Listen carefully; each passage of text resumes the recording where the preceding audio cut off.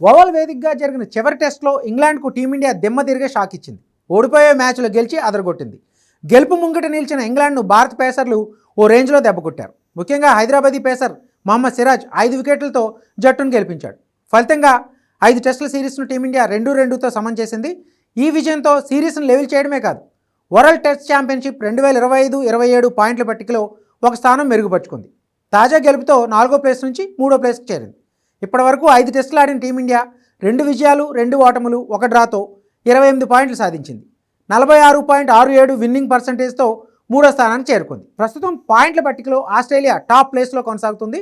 West Indies టూర్లో ఆడిన 3 మ్యాచ్ల్లోనూ గెలవడంతో Australia 100% విజయ శాతాన్ని అందుకుంది. అలాగే శ్రీలంక 2వ స్థానంలో ఉంది. 2 మ్యాచ్లు ఆడిన లంక 1 గెలిచి మరొక డ్రా చేసుకుని 66.67 విజయ శాతం సాధించింది.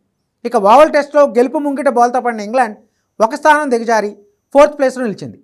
భారత్ లాగే 2 విజయాలు 2 ఓటములు 1 డ్రాతో ఉన్నప్పటికీ ఇంగ్లాండ్ విన్నింగ్ పర్సంటేజ్ 43.33%కే పరిమితమైంది. ఇక బంగ్లాదేశ్, వెస్టిండీస్ వరుసగా 5, 6 స్థానాల్లో కొనసాగుతున్నాయి.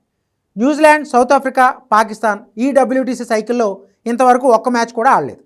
ఈ సైకిల్లో ఇండియా షెడ్యూల్ ప్రకారం తర్వాత సిరీస్లు వెస్టిండీస్, దక్షిణాఫ్రికాతో ఆడాల్సి ఉంది. ఈ మ్యాచ్లు ఇండియాలోనే జరగనుండడంతో భారత్కు అడ్వాంటేజ్గా చెప్పొచ్చు. ఇదిలా ఉంటే WTC ఫైనల్ చేరాలంటే భారత్ విదేశాల్లో ఓటములను తగ్గించుకోవాలి.